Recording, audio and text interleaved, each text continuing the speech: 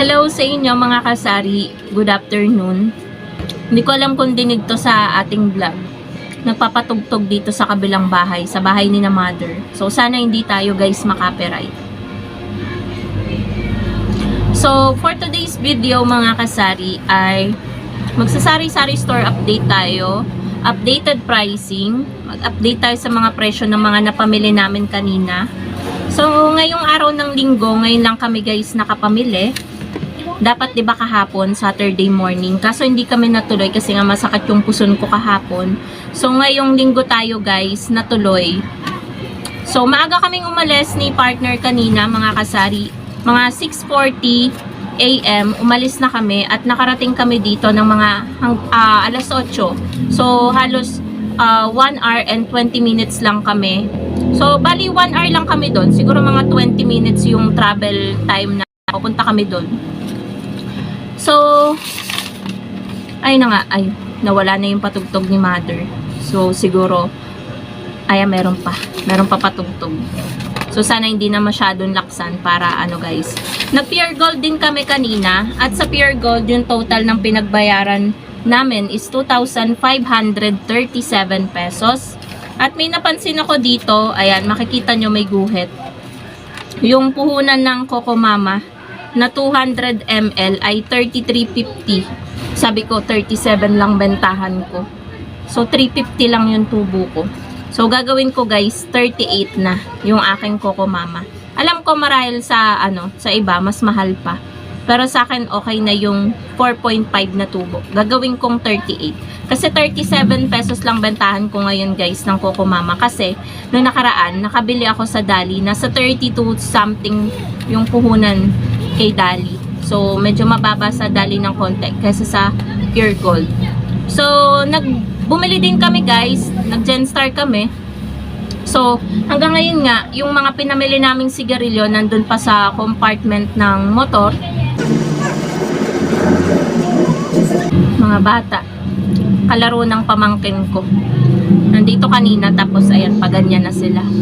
So, ayun, nandun pa sa compartment ng motor yung sigarilyo na mga pinamili namin. Bumili ako guys ng Marlboro Blue, Marlboro Black, Marlboro Lights. And then, 2 kaha ng Chester na pula at 1 rim ng Marlboro Blue. 2 rim ng Chester na pula. Ano ba nasabi ko? 2 kaha. Basta 2 rim. So, ayun mga kasari, bumili din kami ng mga frozen. So, full pack yung frozen goods natin dyan sa ating freezer, sa rep natin. So, papakita ko din sa inyo guys later.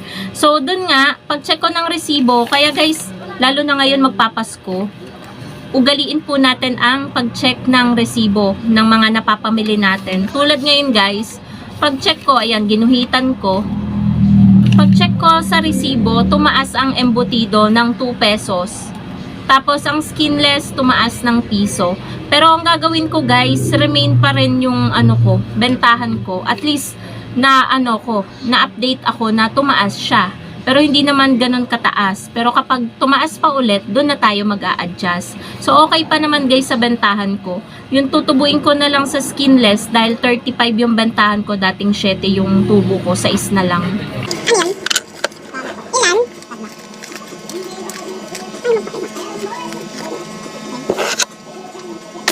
Ang hina ng boses ng lalaki. Bumili ng 3 camel.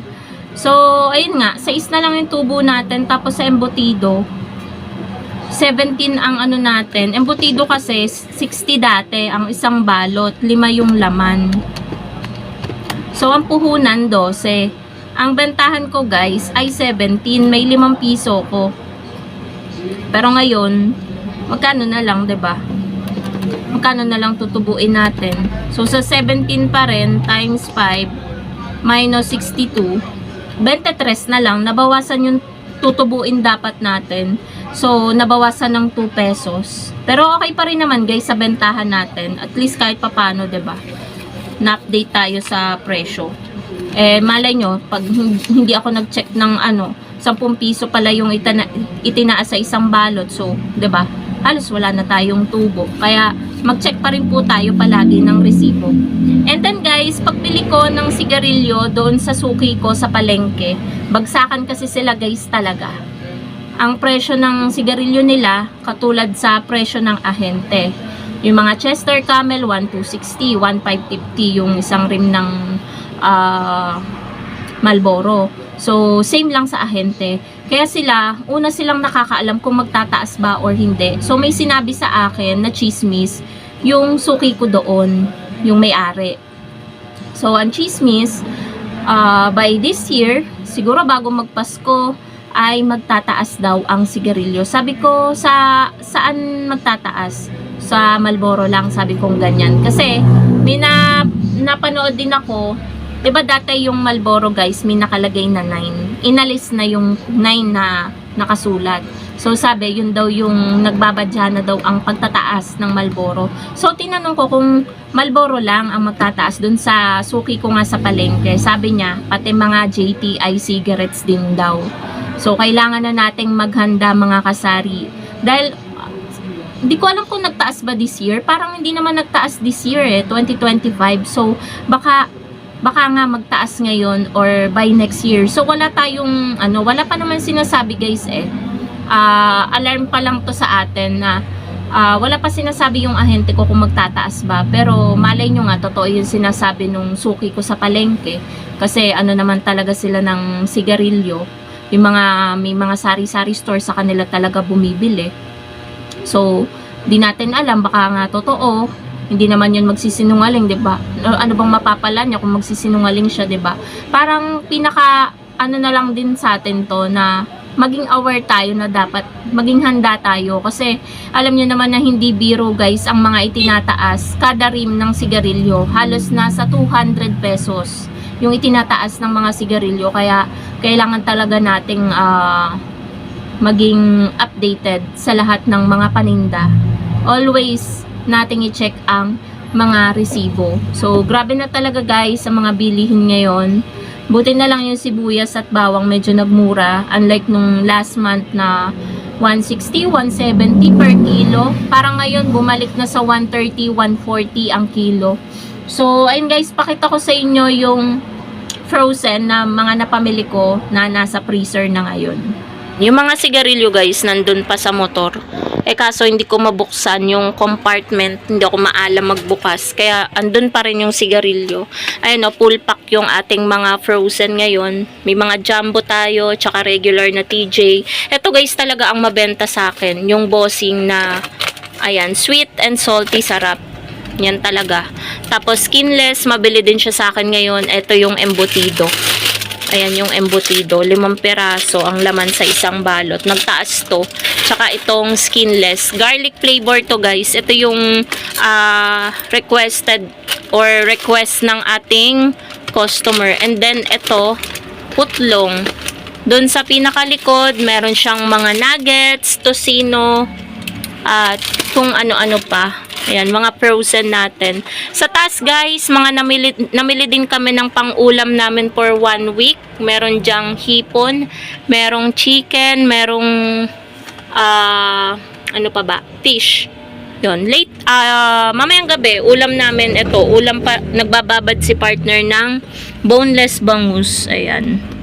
Napakasarap magbabad ni partner guys. Napapalakas talaga ako ng kain kapag ulam namin yung boneless bangus ipiprito. Ay, pagkakasarap, tapos isasawsaw sa suka na may sili. Oh my god, napakasarap mga kasari. Tapos mas masarap yan kung mas matagal mong or mga 2 to 3 days mong ibababad sa suka na may bawang, na may paminta. Ay talaga, pagkakasarap, mapapadalawang plato ka talaga na kanin dyan.